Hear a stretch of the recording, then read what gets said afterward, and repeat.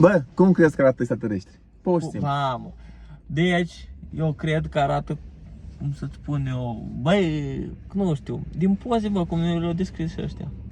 Bun, zi exact cum crezi tu? Cum crezi adică aveau capul ăla, nu știu, fața aia trasă așa, țuguiată, cu dezvoltat cu două, parcă aveau două căști în cap. Ai văzut?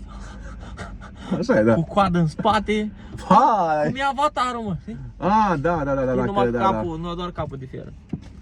Da. Și nu știu, sau poate niște piticănii de extraterestri, slabi și verzi.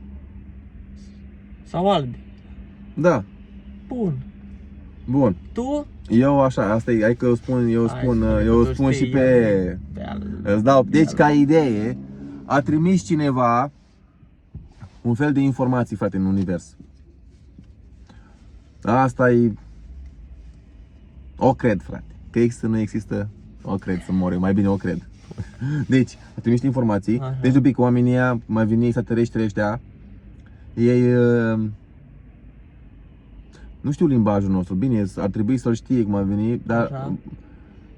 Și ce au făcut ăștia? Au vorbit într-un fel de limbaj din asta cu puncte, nu știu cum, și au făcut legendă pe punctele alea, știi cum a venit? Asta vrem să spunem, înțelegi tu ca idee, când arăți aia, albastru înseamnă asta, asta înseamnă asta. Și au făcut un fel de legendă și au spus așa: pe pământ sunt atâtea miliarde de oameni, pământul arată cum a venit pământul, oamenii arată așa, știi? Avem atâția, cam asta e media de oameni în înălțime, cam atâtea femei sunt, cam atâția bărbați sunt, ce am mai spus pe acolo? Nu mai știu ce mai spus pe acolo, că a făcut și un desen, știi? Cu oamenii. Bun, și dacă nu mă înșel, a durat 25 sau 27 de ani informația până a ajuns și a venit înapoi, mă. Cu răspuns! Cu răspuns de la extraterestri. Și ce au zis ei? Ei sunt 12 miliarde. Da. Bun, pe două planete, cu un singur soare. Deci vezi cum a venit, au și ei nevoie de soare și au și ei nevoie de treaba asta, de cum a venit soarele, dacă e să luăm așa, soarele practic înseamnă viață, da? Cred că, așa cred. Și cu un singur soare, au 1,5 m înălțime, cam asta e media, pitici, da. Au membrele lungi și dacă mă înșel, au spus că au doar 3 degete, dacă nu mă înșel, au 3 degete, îs slabi toți. Nu e ca la noi, că în ultimul timp să-mi bag pula. Ne ducem în butoaie mari, ne ducem în dihănii din asta, adică îs slab toți. N-au zis nimic ce mănâncă, dar care mai era pe acolo? Deci 12 miliarde, mulți îndraci, mulți așa. Și cum văd eu că arată? N-au spus de culoare, că la noi s-a băgat asta cu verdele, că-s verzi și ca ocheanii ăia mari să-mi bag. Dar nu știu dacă a zis ceva de căpățână. Bă, dacă a zis, dacă mă știu, de gât subțire. Mici, asta, de asta ți-am zis eu, că am auzit de mici, că erau mici, adică de asta mici, da, mici. Foarte mici. Și cu mici. 3, cum ar avea 3 membri din asta, știi? 3 membri, așa, știi, da? Cum ar fi mâna cu 3. Ghieri. Da. Ghiare, da. Ei, și a primit asta și au făcut și ei la fel, mă. Au desenat. Adică exact ce au făcut românii, ce au făcut americanii, cine a trimis informația asta, i-au replicat, au răspuns pe legenda aia și pe stilul ăsta, ca să înțelegem și noi ce vorbesc ei acolo. Dar eu când am citit, să-mi bag pula, 12 miliarde, dai seama, dai seama că acum știi și gândești, cum dracu, dai seama că e ca un fel de, hai să merg pe planeta aia, hai să merg pe planeta aia altă. Asta e. Unde au trimis ei asta? În spațiu. Au trimis în spațiu la risc. Nici nu s-au gândit, adică nu s-au gândit că băi, avem o planetă nu știu unde și ăia au fi captat informația. Și au studiat-o. Au studiat-o și acum mă gândesc cum de-a trimis la fel de greu, știi? Adică tot la fel de multe. Wow, dă-te în smântână. Mamă, dar ce mișto. Drift. Un banveu. Un banveu, da. Și acum că s-a dus zăpada, uiți și ei. Mamă. Da, aia e. Ca idee, așa, cam asta ar fi informația despre... Așa, despre treaba asta cu extraterestri, dacă... Nici măcar nu știu ce a fost... cum crezi că arată? Cum crezi că arată, da. Mici!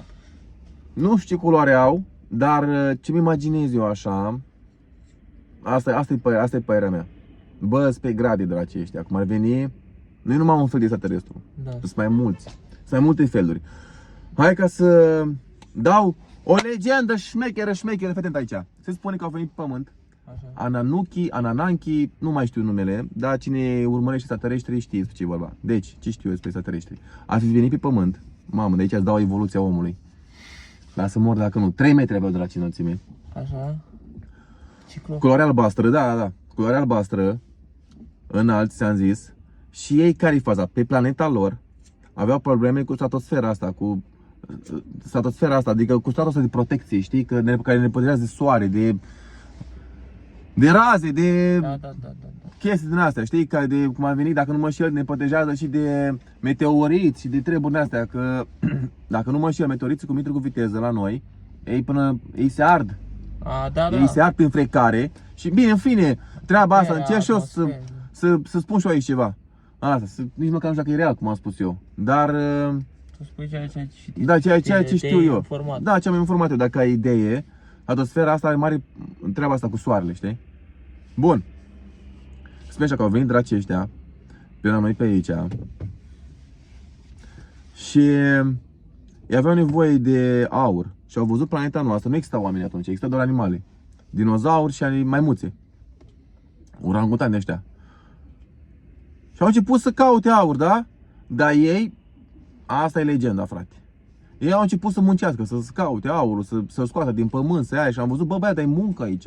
Bă, dar e muncă rău de tot aici, că stai că e grea munca. Au luat maimuța, au topit 2 cromozomi din ADN Da. și au făcut omul. Bă. Și l-au făcut sclav.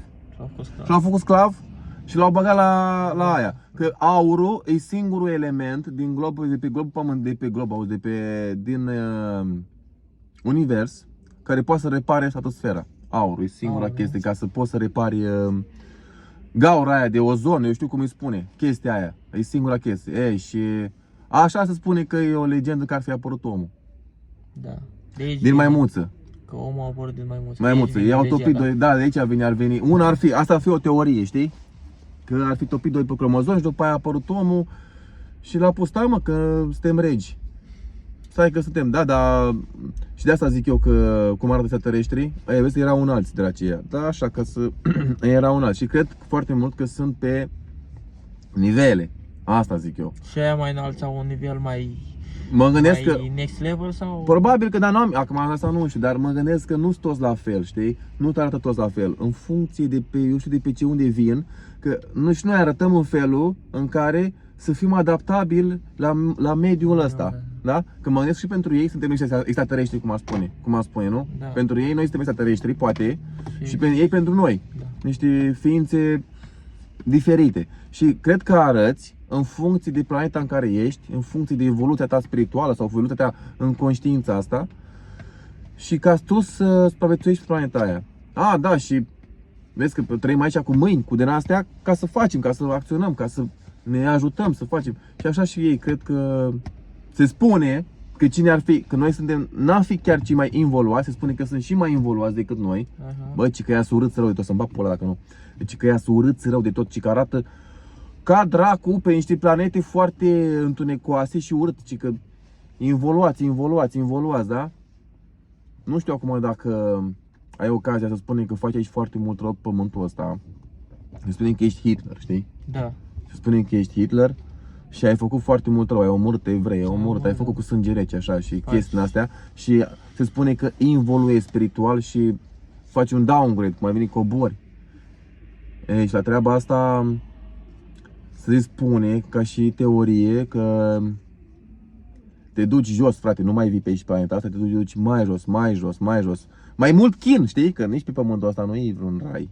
Că să-mi bat pula 70% din timp, acum în ultimul timp e cam cu stres, e cam aoleu. Vrei mașini, vrei ursuri, vrei să fuți, vrei să te cași pe tine, da. Vrei să te cași pe tine. Da. Hai. Ne auzim, pa.